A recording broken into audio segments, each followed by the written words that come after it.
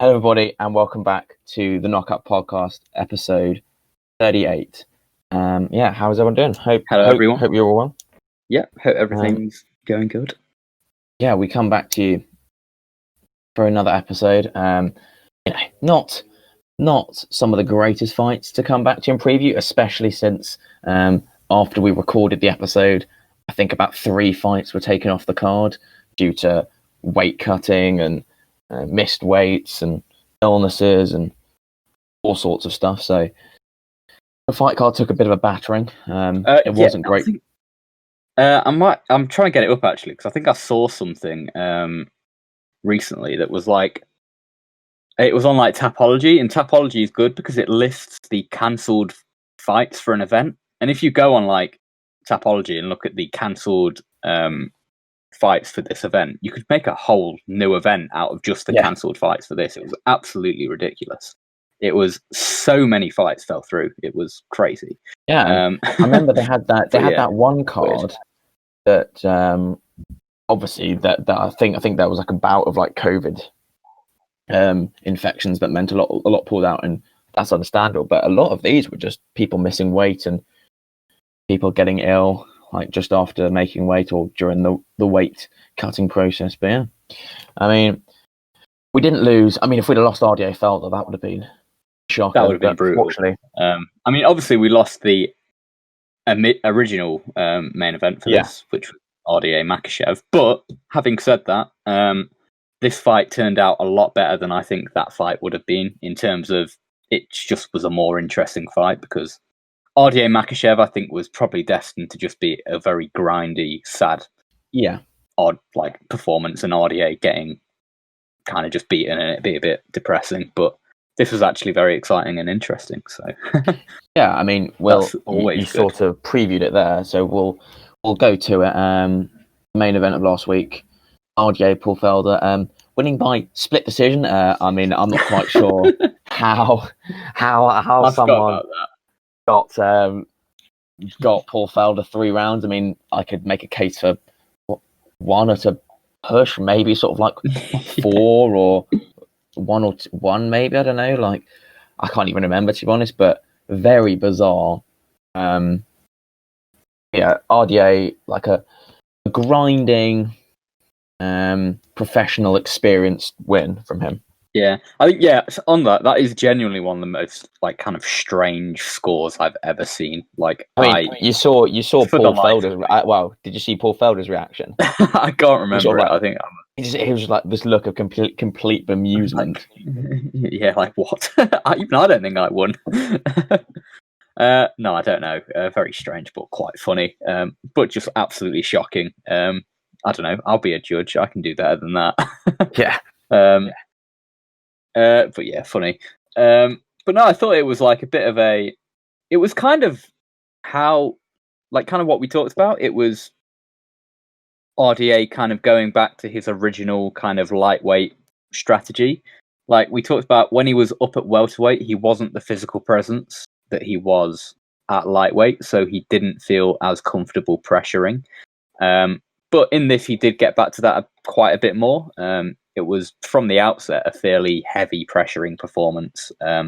Not really like the kind of like Pettis performance necessarily, but I think that's more due to the opponent rather than RDA, with just Felder being better than Pettis at getting his back off the cage. But yeah, I thought like Felder looked fairly decent. For a guy that hadn't stepped in an MMA gym in 4 months, as he said in his post-fight, he looked sharp, as sharp as you can be.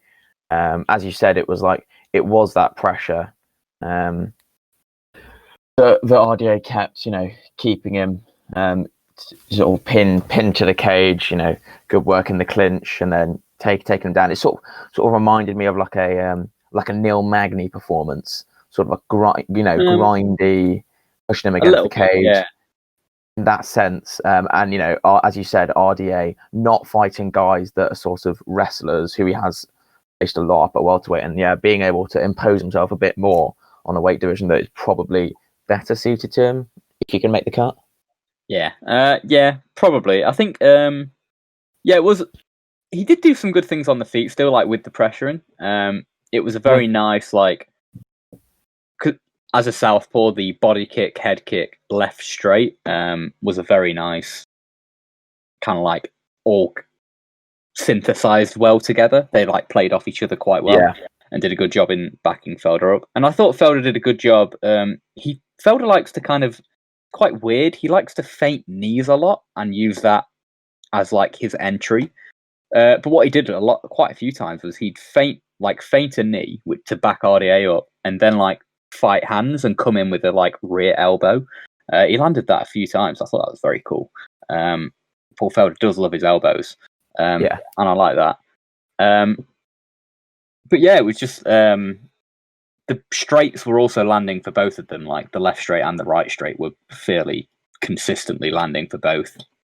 I think Felder's like lead hook also looked quite sharp as well. So yeah, that was nice. But as you said, Felder's not been in an MMA gym for 4 months, and he was training for a triathlon.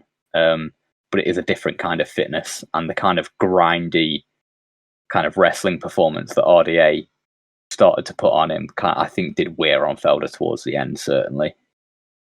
Yeah, that was one thing I was gonna mention. It's like a lot of the post-fight talk as well. A lot of stuff I've seen is like, RDA's back. He's reinvigorated. He's in the better weight class, and this is a renaissance. Khabib's dropped the belt. He's now in that mix. And as much as I'm like, yes, that was a good performance, and whilst I think he definitely could become a solid player in the lightweight division if that's where he chooses to stay. This was against a guy who hadn't trained MMA for 4 months, came in on a week's notice, not even a week, 5 days notice. Said that weight cut on Thursday was one of the worst things of his life. I think that perhaps some of the praise of RDA and the sort of building up of him as a contender in this lightweight division might be a bit over the top. Yeah, I think that it depends, to be honest. It's difficult to say. I think that not necessarily. I'm kind of encouraged by the performance, but not to a certain degree. It's kind of just it's in line with what I expected might happen. I don't think it's like this insane like RDA is back. He's as good as ever. Kind of. It doesn't really tell me that. It's just kind of like, yeah, he's facing a far more stylistically favourable matchup, and that's how it worked out. I think that obviously Felder hadn't been in 4 months, and you never really know how much that affects things. It's difficult to say whether Felder could have or would have won this fight if he'd been training consistently. You really don't know. But yeah, I feel like the matchups for RDA at lightweight, I could see him beating quite a lot of people outside like the top 5. So anyone ranked above Dan Hooker, I don't think he's going to beat. But yeah, he sort of assumes that that Dan Hooker position that when we talked about Hooker against Poirier, Hooker is very much the best of the rest outside of that. Well, I guess 4 or 5. Well, I don't know whether you would throw Chandler in. I don't think I would without seeing him. But certainly I think he can have some good fights and certainly a good guy in the division. But I just thought that some of the post sort of fight talk about he's now mixing it up with the title. I thought let's remember he was he did look in that Marco Chiesa fight, or a weight up, and as you said, another unfavourable matchup. That did look like that could have been the straw that broke RDA's back, and we thought that perhaps that was we weren't going to see RDA sort of back mixing it sort of in the top of the division again. Yeah, I think that maybe I'm probably guilty of this to a degree. I maybe read a bit too much into the Chiesa fight with how bad RDA looked, because my reasoning was that Jesus, Chiesa did that to him. But I think probably maybe slightly underrating Chiesa, as well as underrating the fact that style of fight to beat RDA, like the book's been written on RDA to beat him that way. Yeah. And Chiesa did have kind of like his tools are geared towards that. So with slight adaptations, he could really perfectly tailor a game plan to beat RDA. And I think that I probably didn't consider that factor enough necessarily. So maybe I did slightly overrate overrated how bad RDA looked in the Chiesa fight. But it's still generally in line with kind of where I thought he was. But like I don't see him challenging for a title. McGregor, Ferguson, Poirier, Gaethje, I think all do him quite badly. Ferguson fight again, like the first fight was really fun. It'd be cool to see that fight again if they want to make that. But then a lot of like lightweight's weird because you've got a lot of good fighters, but not like you've got a lot of good fighters that aren't even ranked. Whereas someone like to see him against Charles Oliveira. Yeah, that'd be good. I think I'd like to see Charles Oliveira against basically anyone. Pretty much, yeah. But no, like someone like Iaquinta, like Dos Anjos at this point would wreck Iaquinta, I think. Oh yeah. I've not I don't know what Iaquinta's doing still in the rankings. He sort of got himself in that position after the Khabib title fight, sort of stuck around in the rankings. Did he get a win over Kevin Lee? Yeah, I think like he's a very he managed to grind out and like not get finished by Khabib, and then Kevin Lee seems to be a fairly stylistically favourable matchup to him. And outside of that, the top 15 is pretty nasty for him. He got pieced together by Cerrone and by Hooker. Yeah. He was never really competitive in either of those fights from what I remember. So I don't know. I get just complaining about Iaquinta being in the rankings. But yeah, you've got a lot of guys at lightweight that aren't ranked. I think Damir I don't know how to say his name, is Malgov or something. He's just been booked to fight Carlos Diego Ferreira. He's really good. And then I'm blanking on the City Kickboxing guy's name. But yeah. Oh God, yeah, I know the one you mean. Brad Riddell. Brad Riddell. Yeah, Brad Riddell. He's really good. He's not ranked. And then there are quite a few more really good lightweights that just aren't in the rankings. But like Iaquinta is, and Gregor Gillespie, who hasn't fought in ages, is. Yeah, where's he? I don't know. He got knocked out by Kevin Lee, and then he just doesn't seem like that committed to fighting, which fair enough, but I don't know, make room for others if you're not that bothered. But yeah, kind of went off on a tangent there about the lightweight division and where RDA slots into it, but sort of relevant. Yeah, I think certainly a player in there. There's some good matches. If he can make the weight consistently, which seems like he can, I assume, then I think he can assume not a similar role in that welterweight that he did in the welterweight in terms of that that guy that as Dana White say, if you beat RDA at welterweight, I know you're serious in the division. Yeah. And I'm sure he can sort of assume that similar position in the lightweights, albeit he'll probably be a slightly bigger challenge than in welterweight where the guys are a lot bigger. And there's also a lot of guys who have that sort of wrestling pressure, striking hybrid that clearly isn't a favourable matchup for him. Yeah, the lightweight kind of meta is a bit more favourable to RDA, and he's a better kind of size parity. But I agree with that. I think he'll take on a similar role, although he'll be more dangerous at lightweight, I think. So yeah, it'll be interesting to see where he is going forward. But he's so old now, I think, or at least he's so old in fight years. I think that was his 30th UFC fight or something ridiculous. Yeah. That he's certainly on his way out, kind of. Got a few more years left in him, but we'll see. But yeah, I do like RDA. He's a great fighter, an all-time great, and really fun. So yeah, it'll be good to see him continue. Felder as well looks like he's going to continue. He sort of said in the post-fight conference that he'd sort of refound his love for the sport through I guess through this experience or perhaps prior, I don't know. So that's good, and like he's another guy that there's so many fun fights to him to have. He's always involved in good fights, so a pretty good result all round in terms of moving forward for both these guys. Yeah, pretty much.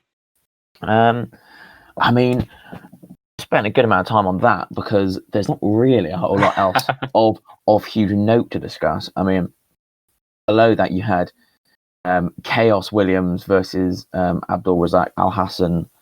Chaos Williams is sort of going for the welterweight version of Francis Ngannou, just trying to rack up the wins in no time. Has now got two wins in total time of under a minute, knocking out Alex Moreno in, I think it was 27 seconds, and Al Hassan took 30 seconds. So that's a pretty good start. Yep, not bad. Yeah, well, I mean, I can't really say a whole lot because it was quite literally, one punch and done.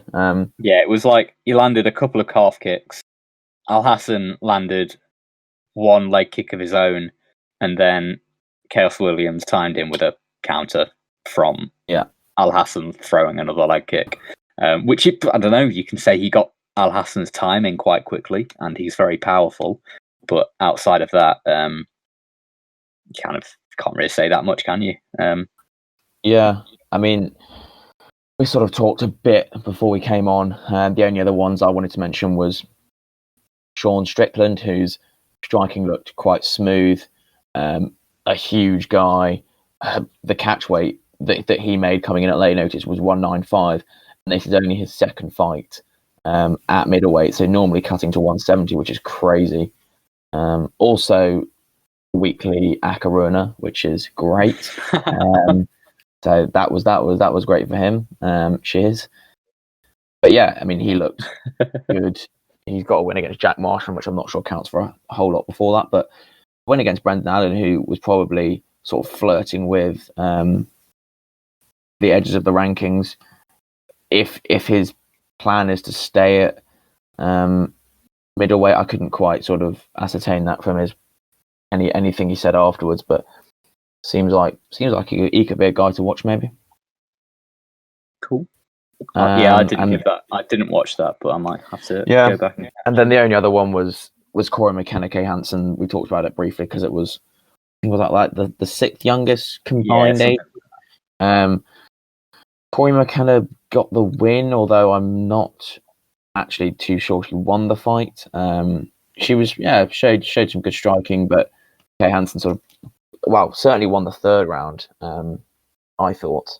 And I thought she'd done enough to win at least one of the other two rounds, but Corey McKenna got the unanimous decision, which is pretty fortunate. But yeah, good for her. She's Welsh, so a bit of UK intrigue.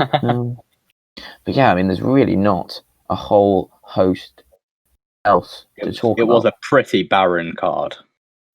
Yeah, I mean, I'm looking at it now, like the prelims, 4 straight decisions. It's like, you're hoping for something on the prelims. If you're tuning in for that. Even the heavyweight fight went to a decision. I didn't watch it, but I can't imagine how bad that was. I think I remember. I remember like scrolling through Twitter like as that was happening, and I think one of them was like round one done of Mays versus Martinez. Please, not another 2 rounds if it stays like that. So I don't think it was a particularly great one. What do you expect? Yeah, what do you really expect? So I mean, the only other thing we can do is really turn to this. Actually, do you want to discuss the fight that was booked the other day? That being Max Holloway versus Calvin Kattar. We can chat a bit about that. Max Holloway certainly a favourite fighter of the pod. Yeah, my boy through and through. Yeah, exactly. We'd sort of pondered where he was going to go. Obviously, had that. Was it a split decision? It was lost the second time round. It was a split decision. Yeah, split 48-47. Was unlucky. and now goes up against Calvin Kattar, whose last victory was against, was it Dan Ige? I want to say. I think it was Dan Ige. I mean, a great opportunity for Calvin Kattar and like a really fan-friendly fight, because this will just stay on the feet and just be a boxing match. What your sort of initial thoughts? You said you sort of liked it, but also didn't quite like it. Yeah, it's kind of I'm really mixed on it. Like in a vacuum as a fight, I think it's fantastic and it'll be a great contest and brilliant to see. I look at it from the perspective of a huge Max Holloway fan, that I just see this as a bit, I don't know, it's kind of like,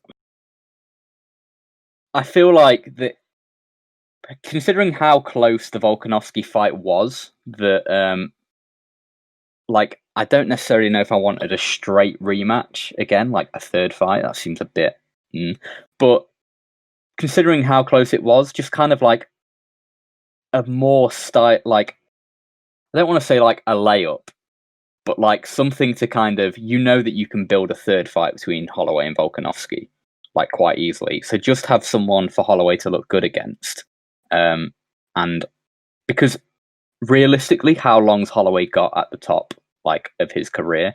Like he's been in just war after war for the last few years, and he's probably got like at his absolute peak maybe 4 fights in him.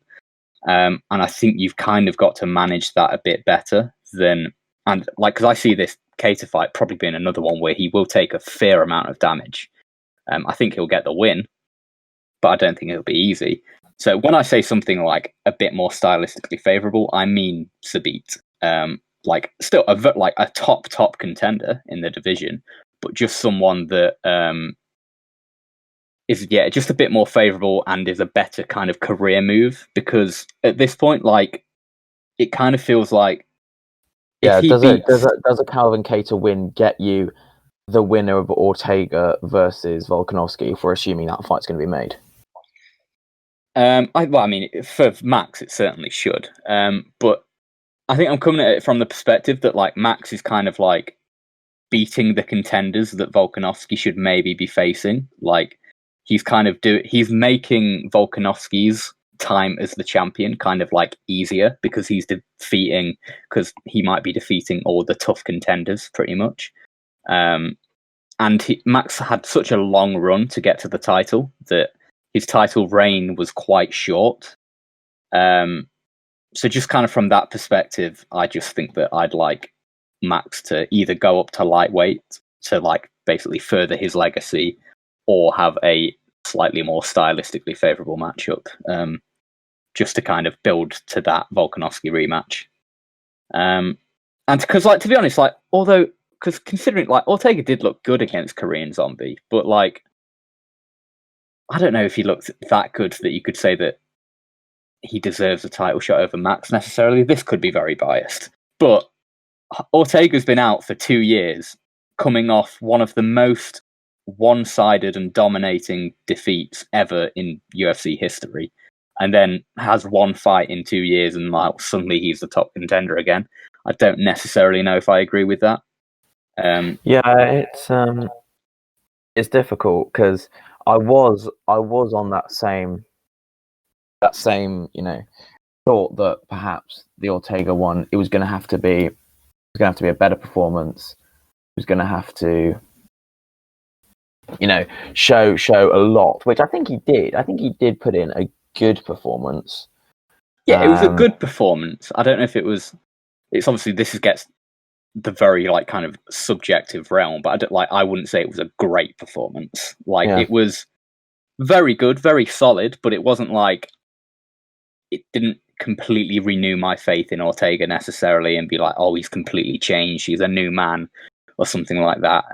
Like this is obviously like very in the realm of like subjectivity. You can't really like take much of this into account, but that's just like how I'd feel about it. And I would prefer something that like steers Max towards a Volkanovski rematch, kind of more than kind of the way it's shaken out has. Yeah, I don't know. It's like I think not giving him the Volkanovski fight straight away is a fair enough decision, because like Yeah, I can see like that. You can go back and forth, like, on the record he did lose the fight, and I don't think giving him another fight straight away. But yeah, it's an interesting one. We'll see. I think, but like that, don't let any of that distract from the fact that like just considering the fight on its own, Max Holloway versus Calvin Kattar is an absolute banger, and it is guaranteed to be a great fight.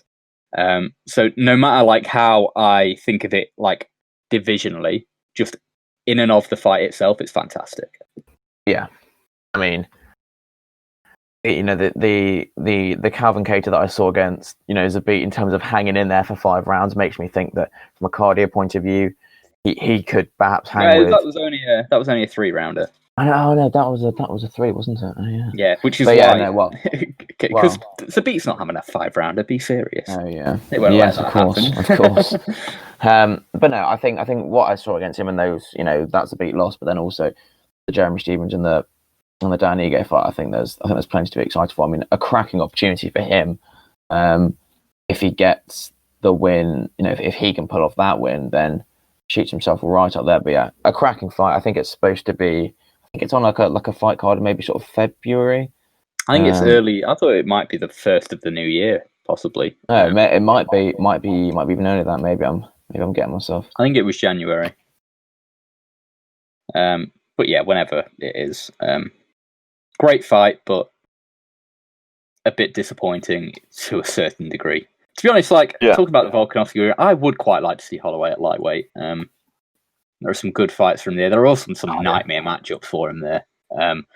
Just keep, if he were to go up to lightweight, just keep him the hell away from Gaethje is the only thing I could say. And then outside of that, and there are great fights for him there. Definitely.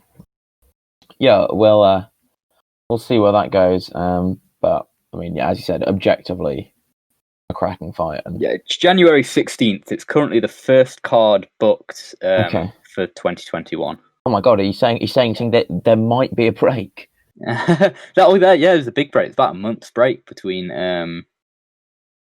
So we go currently scheduled. They might add in another one, although I doubt. Did they go on the 19th? I guess. Yeah, December 19th to January 16th. We've got a break. Wow. Big one. That is. Might be too big.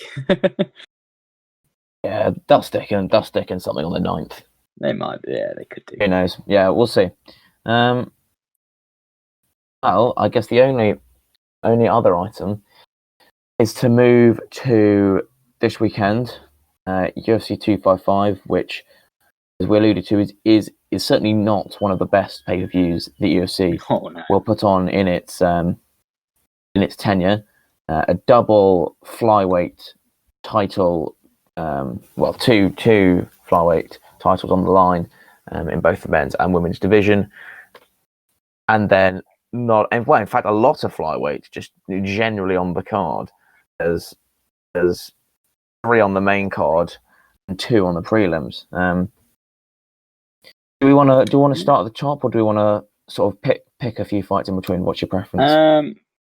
Well, just start at the top, and then we'll get to. All right.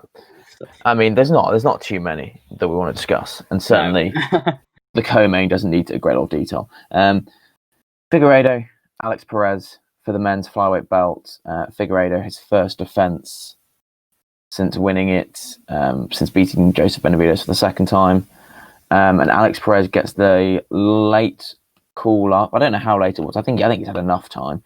I think he was supposed to be fighting on this card actually against someone, I don't know who, but gets the late call up in Cody Garbrandt's injury or illness or whatever it was. It was October 2nd.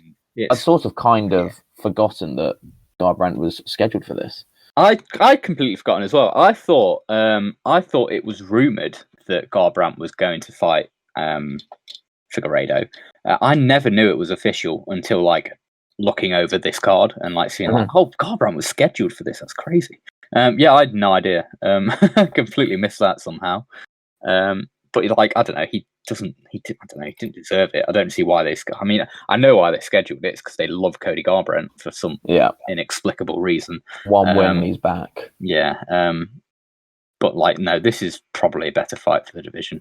Yeah, I really like this fight. I mean, Figueiredo coming in, obviously got the huge power and got the advantage in that sense. Got the boxing. Perez is sort of like your more typical flyweight fighter. Very busy, multi-dimensional, great leg kicks. Got the TKO via leg kicks against Juice Formiga to put himself in the sort of contention for this fight. Have you sort of got any sort of early thoughts on how this fight might play out? It'll be interesting. Like, Perez is a fairly decent sized flyweight in him, like kind of in and of himself, and he's fairly powerful as well. But I still see like Figueiredo being quite the superior athlete in this, I'd say. Like, Perez is powerful, but like Figueiredo's powerful and then some. Like, he's powerful, he's quick, he's like just a fairly devastating athlete kind of in that regard. Like kind of a little Romero, like not quite on the same level, but like getting there. So like I see Figueiredo having quite the just kind of like athletic advantage in that regard. And then but Figueiredo is kind of like, if you look how Juicy Formiga beat Figueiredo, it was kind of like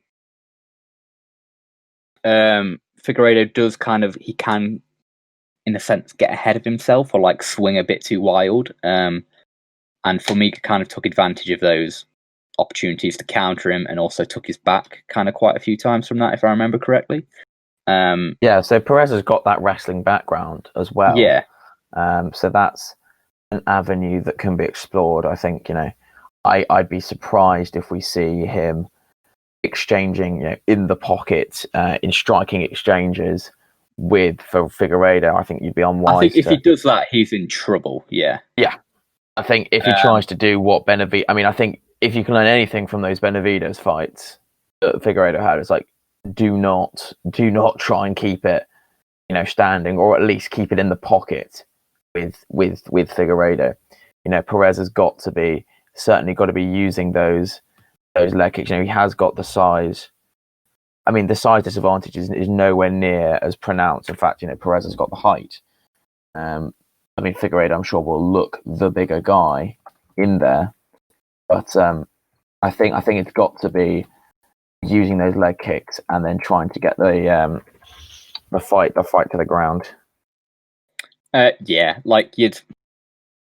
of like maybe I'm trying to think of a game plan that will work for Perez, but like something like drawing out the counters of Figueiredo to get into swing and then take advantage of the swings. But like, it's still quite a dangerous game to play. You're going to have to be very good with it and quite non-committal. And I don't necessarily know if Perez has the skills to do that.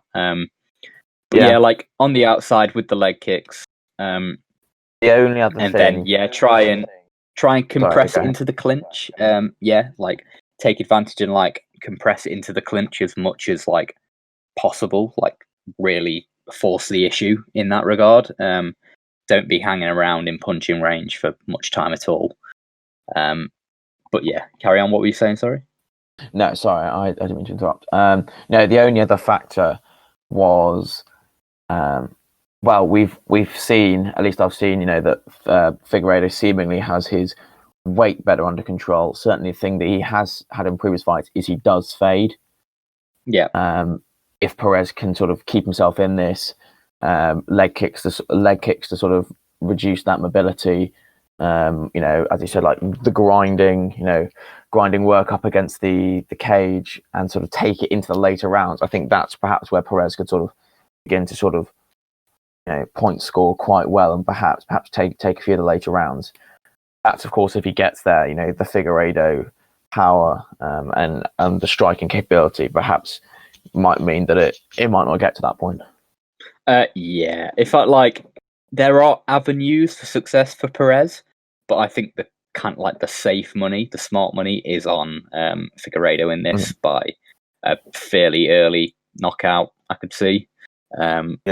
or like to fit. I could see like Perez is powerful enough that like it is possible they could kind of like it could just be an incredibly violent fight where they're like trading knockdowns between them. That is also a possibility, to be honest. Figueiredo gets ahead of him. I think it's going to be a banger. Yeah, I think like for however long it lasts, it's going to be very violent. Or it could be, I could see it actually being continuing kind of the Romero comparison. It could be a kind of like it will be slow until it then really isn't, and then it will just explode. Because that's kind of like what Figueiredo does. He does just explode. So yeah, I could see that. But I think either way, it's going to be a very exciting fight. Yeah, very interesting, and one that will be really interesting to see looking back. If Perez and Figueiredo sort of go at it for a bit of time to see sort of how it plays out and how Alex Perez tries to overcome all the strengths that Figueiredo presents. Moving to the co-main, there's not as much intrigue and insight that we can give. Valentina Shevchenko versus Jennifer Maia. Shevchenko coming off a win against Caitlin Chikagian. Jennifer Maia taking on that fight against Joanne Calderwood. Joanne Calderwood seemingly was going to have the Shevchenko fight, took on the Jennifer Maia one, and then won, got an armbar, and now finds herself here. I don't really see a lot of paths to victory. I think if this goes to the ground, I think Shevchenko's got it. Jennifer Maia's better work, from what I've seen, is like done like on the counter, and that's not really something Shevchenko will do. If she can get Shevchenko to the cage and maybe start like making her work and a grindy, gutsy performance, then there's perhaps some chance, but that is in the minutiae of percentage. I don't really see anything other than a comfortable, perhaps pretty dull Shevchenko victory here. Yeah, you kind of alluded to kind of what I think, in which there are only ever two kinds, really. There are really only ever two kinds of Valentina Shevchenko fight. And this stems from the fact that she is, despite being like so much technically better than everyone around her, she is one of the most risk-averse fighters like that there are. Yeah, like she will not press any issue. She will not take any risk in there. Which is why I find her so bad to watch. I really don't like watching Valentina Shevchenko, despite the fact that she is obviously very good. But that means that there are generally two types of Shevchenko fight, and that's where her opponent is also kind of quite risk-averse and will hang back a bit, in which case you get an absolute snooze fest. Or you'll get the one where her opponent's bad but very aggressive, like Jessica Rai, who will just kind of charge forward and then get butchered. And I don't know, I kind of, from the kind of recollections I have of Jennifer Maia, I can see her getting butchered. Certainly on the cards. I think she tend to kind of charge forward with 1-2s, but I haven't watched that much of it dedicatedly, to be honest. Yeah, it's like, this is the thing, if you're going to, none of these fighters in this flyweight division possess the striking capabilities going forward, that they're not just going to get peppered like Chikagian or Jessica Rai did if they sort of try and push the fight. But equally well, if they don't push the fight, Shevchenko will just carmouche you and just point score and and take you down, do whatever she wants. Basically, it's just either way. It's either going from this, you either get an absolutely awful fight, or you get a cool knockout. So here's just hoping that she finishes her quite quickly, and then it ushers on the main event as soon as possible. That's the only thing I can ever hope for from a Valentina Shevchenko fight. Yeah. I mean, I hope I'm proven wrong. I hope we get a fun, interesting back and forth fight. History and, history tells me that will not be the case. Yeah, it's just history, and the fact that the women's flyweight division is barren, and there's just no one there that will, in the next 5 years. Maybe that's a bit hyperbolic, but there's no one currently ranked that will ever give Valentina Shevchenko a fight, I don't think. So you're going to have to wait a good while for a real new crop of women's flyweights before this is ever competitive. So I don't know. Yeah, the only one I would say would be, I don't think should necessarily win, but I'd like to see Andrade in there against Shevchenko. Yeah, that is now that she's up at flyweight. Yeah, I forgot about that actually. Yeah, that would be the best fight, but still don't see it. Yeah. Else in this main card, there's not really a whole lot I want to talk about. Mike Perry, Tim Means. I can't remember who Mike Perry was supposed to be fighting. I'm pretty sure Tim Means was a late replacement. I can't remember. I thought Tim Means might have just been the scheduled fighter. It was Bobby Lawler. Oh, okay. Oh, yeah, I forgot about that. That's funny. That's Mike Perry, Tim Means will be. It'll be a fight. It will be a fight. It could be quite good. We could just see Mike Perry get knocked out because he's looked awful recently. Like he was having trouble on the feet with Mickey Gall. So like Tim Means should be able to batter him because Tim Means is quite the crafty and good striker, but tends to fall apart. So that's probably what will happen. Yeah, we'll see. Tim Means is crafty. I remember his the Star Poli fight, which is last fight. I think it was crafty vet stuff. So that'll be an interesting one. Chikagian Calvillo. Chikagian is a fast turnaround since she fought Andrade a couple of months ago? Yeah, it was October. Oh yeah, like a month ago. But she got melted by the body shots. Yeah, she fights Calvillo, which I'm not particularly interested in. No. and then the absolute zinger at the bottom of the card there. Oh my god! I can't believe they've made this. Shogun Rua, Paul Craig 2. It's the rematch everyone was clamouring for. The rematch you never knew you wanted. A split draw in their first one. Who knows? Let's hope we can get a funny Paul Craig interview where no one can understand anything he's saying. Yep. I don't know. He kind of showed. Can I say he showed some improvement? I can't remember. But I feel like this time it probably favours Paul Craig a little bit more. Let's hope so. The only other one that I know both of us were keen to talk about was the headliner of the prelims, which I'm glad it's in that slot. Brandon Moreno versus Brandon Royval. Moreno, who I thought might actually get the shot instead of Alex Perez. Yeah. He hasn't. He goes up against Brandon Moreno. Oh, sorry, he goes up against Brandon Moreno. He doesn't because that's his name. He goes up against Brandon Royval. The two Brandons. Who's come in and has beaten Tim Elliott and Kai Kara-France in his first two fights, and has looked great in both of them. 2 finishes, and this will be hopefully another flyweight banger. I could like this. I think as soon as when Royval fought Kai Kara-France, I think I said that I wanted to see this fight because I think it'd be amazing, and I got my wish, so that's cool. But Brandon Moreno is developing quite nicely. Like he's he stays really nicely behind his jab at this point, and he also is like most flyweights, very good on the scramble. So that would be cool. And then Brandon Royval is just like flyweight Tony Ferguson or flyweight kind of Diaz brothers at their best. Just unrelenting pressure and volume, and when he gets knocked down on the floor, he will scramble like no man's business and plays rubber guard quite well, if I remember correctly. Just an absolute madman, but in all the fun ways.